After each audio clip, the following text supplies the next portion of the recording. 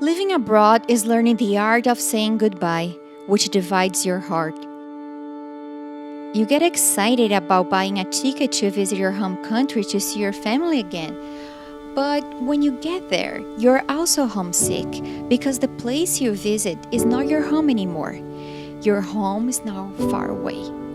At the same time, you feel the pain of leaving and say goodbye to the people you love.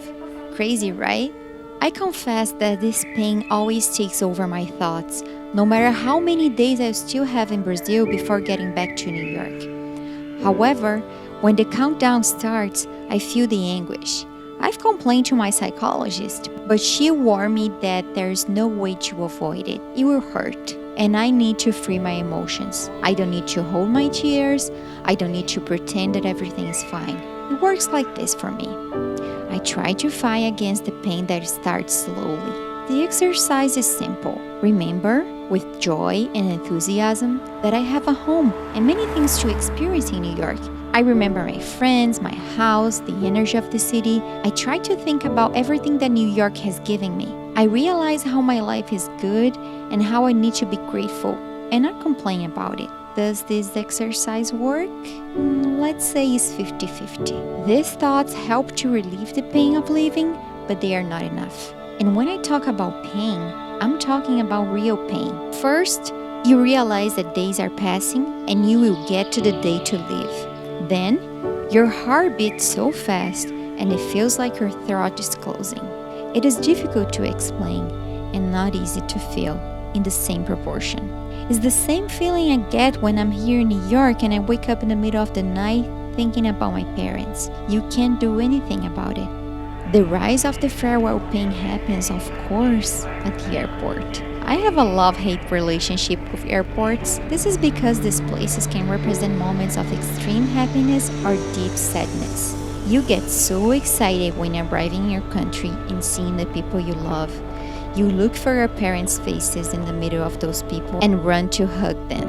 It wasn't what happened the last time, since I didn't let them know I was coming. Likewise, I will never forget my father's reaction to seeing me at the house's gate and my mother's reaction when I show up my grandmother's where she was having coffee. However, farewell sadness is proportionally painful. All the mental promises of "I won't cry" or "it won't hurt so much" are broken in the blink of an eye. You postpone boarding until the last second, but then you have to hug them and say goodbye. You hug once, twice, and you try to hold back the tears, which are now falling from your eyes.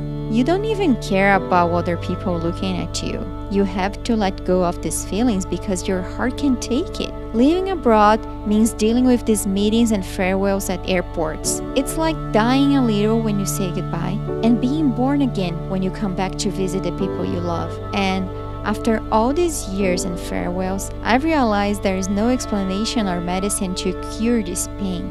It is the weight of the choice that I've made of living so far. Almost 7 years living abroad, there is a significant quote from everything I have learned. Don't confuse homesickness with a wish.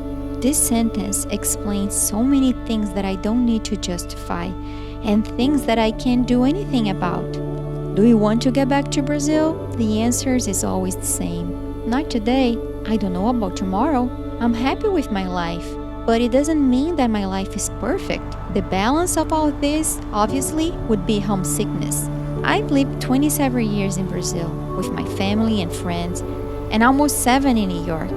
The capital of the world will have to surprise me a lot to make up for this difference. And as hard as she tries, she will never take my whole heart. It is impossible to erase from memory everything we've already lived. And we can't go back to being what we used to be. In the end, it doesn't matter. The tears will come, slow at first and more intense afterward. And I always let them come, free, real, genuine, painful. Finally, there is a quote that represents all these feelings of living abroad. You will never be completely at home again, because part of your heart always will be elsewhere. That is the price you pay for the richness of loving and knowing people in more than one place.